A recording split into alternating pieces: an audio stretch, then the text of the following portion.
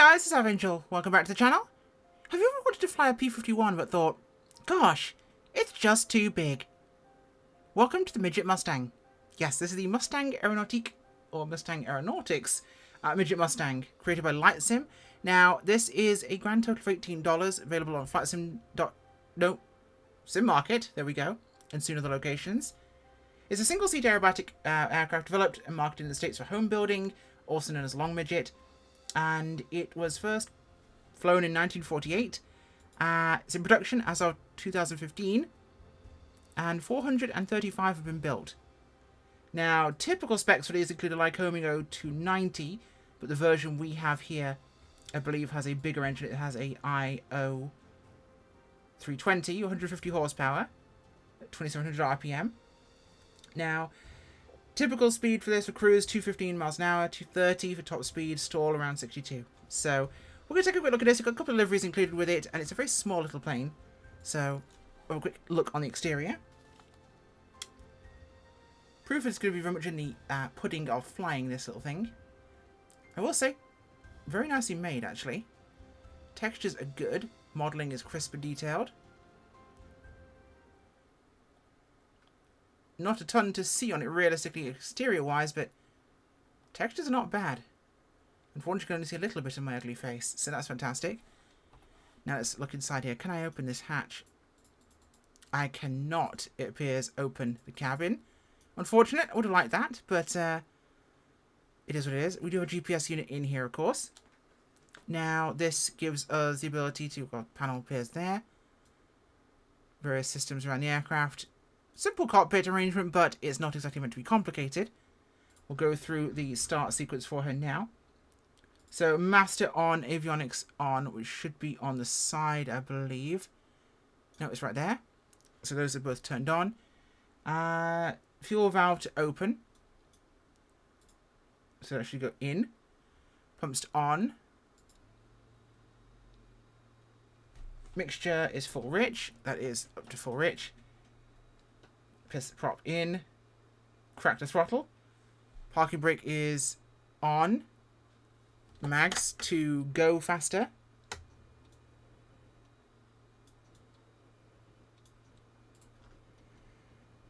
It bit. Okay, it started. Fantastic. So, tiny little plane here, but we're going to give her a crack. Of course, we've got our moving map system with one in there. As we look down here, we also have, of course, a standby or full-on working transponder. That's not giving us the code we wanted.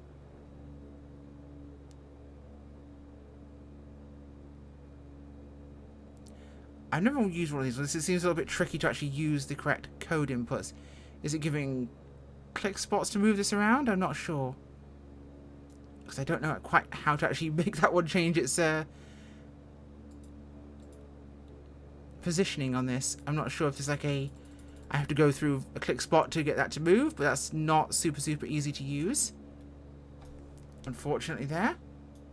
So that's a little bit unfortunate for me the cabin doesn't open, but it's not the end of the world. It's a small plane, it's an aerobatic aircraft. It's not hugely designed for it. Texture-wise, it's actually rather nice. Simple, but effective. Not a lot going on, obviously, no kind of candy features really in addition to this. It is what it is. It's not a complex thing, but the proof will be in the pudding of eating this one, and by eating, I mean flying, so let's turn that off. Very low to the ground, very small. Now, pump off there. Okay, airspeed's in knots, so not miles per hour. I'll just quickly check on the actual real aircraft's performance numbers. We're looking at 196 knots max speed, quite fast. 143 cruise, range is about 326 nautical miles. It doesn't list a stall speed, but it's about 60 miles an hour, so that's where they get close, so we should be okay. Now, in terms of features as described coming from Sim Market, by the way, as we taxi here, and it states here, comes with, it does not state. But it does say it was, of course, developed by Piper Chief Engineer David Long. So, it's a cool thing to learn about, as the Goodyear Midget Racer, originally designed to go into production as a post-war sport plane, but never did because of that. So it ended up going into becoming a kit plane. Right, let's do this flying thing and see how good it is, because if this flies really well, it could be a huge saving grace for an Okay so far. It's not bad, but it's not amazing. That's pulling hard. I'm on full pedal there. So I was on full pedal there, and it's now up in the air. So that yawed very hard on full throttle to the left, to the point where I actually could not bring it back to centerline with rudder input and or toe brake. It wanted nothing to do with that at all.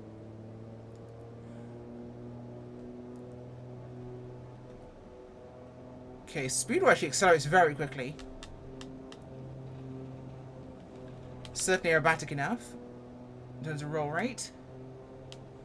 Let's bring around here. Very buzzy engine sound, actually. I need to change my tail number. It's been this German one for a while. I really should go back and do that. Spritey. Do we actually have flaps on this little girl? We do have flaps. Wow, okay, we have full functioning flaps. Hadn't thought about that.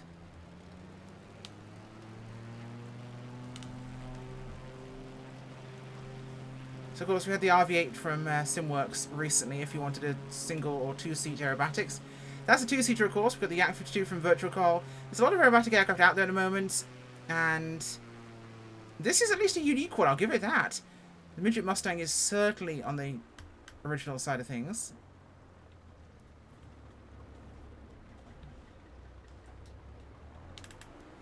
Here we go. We gain authority and pull her out of this. We'll go interior for a loop here. We're a little bit low to start a loop, but who's counting? We've got good speed. Oh, very good pullover rate. Okay.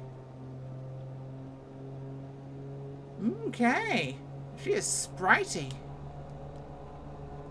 Pull some very tight high G turn there. We're too tight for that. Let's bring it down to the runway here. I will say, this is quite a fun ride. Oh, hello, Sim. Hi, Sim. Catch up, Sim. Oh, I just killed myself. I was biting a bit too much off in that particular point. But it gives us the perfect opportunity for take off again and see if it does the same thing. And then we'll do a proper landing and approach. So I was being stupid there. I deserve that. So I'm going to try and take off with a little bit less power this time. Now, I'm centerline here. So I'm not going to apply as much power. I don't think it needs it. It's very small. And I can control it much better now. Okay.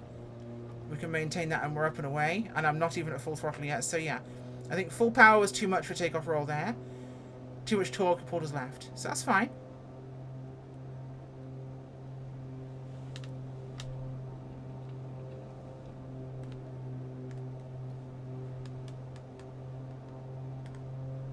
No problemo.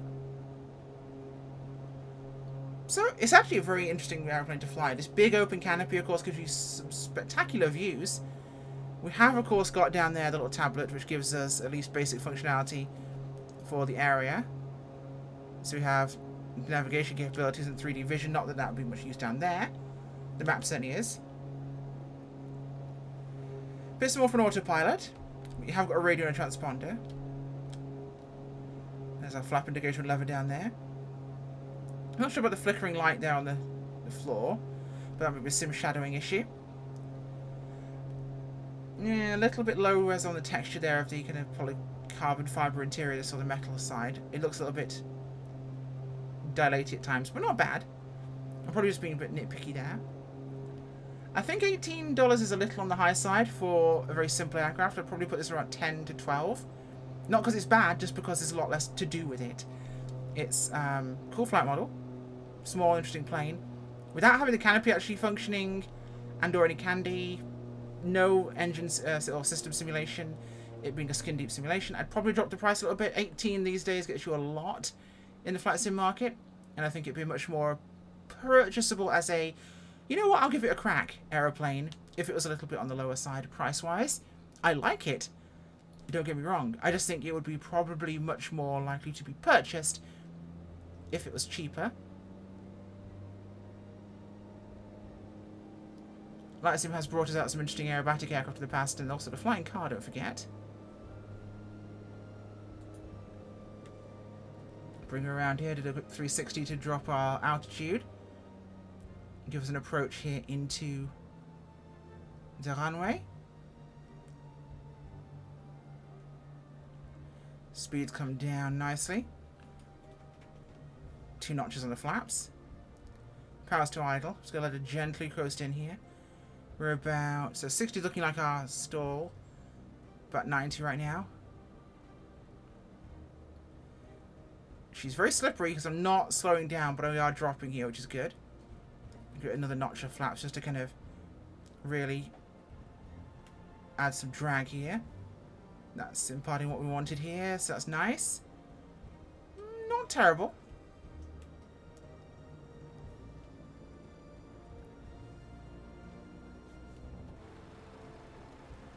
It's adorable, isn't it? Look at it. It's kind of cute. Definitely looks like a Mustang. A very, very confused Mustang. I'd have liked that canopy to open, personally.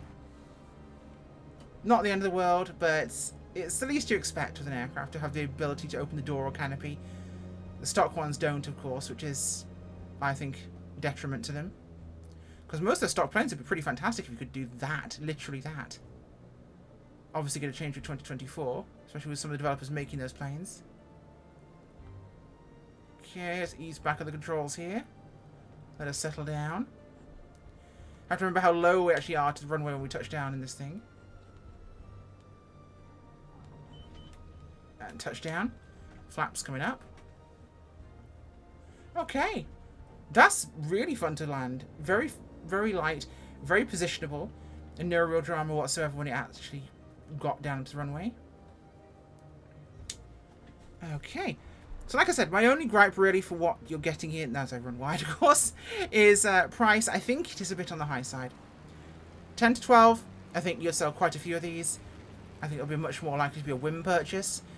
In terms of aerobatic options, I don't think this is going to be one that people will out and out go for with the plethora of options in the market. It's certainly not bad, but there are other aircraft. Now, it's very cool, and a Midget Racing League would be pretty awesome to see happen, because these would be fantastic for it. Certainly a great cockpit for air racing. I could see it definitely having that advantage to it. It's hilarious to actually operate on the ground. Nowhere for Captain Whiskers to sit there, which is unfortunate. I would definitely be disappointed by that. But overall, a nifty little aeroplane. And surprisingly quick to stop with the brakes being so tiny. So, thank you for watching, guys. Bye.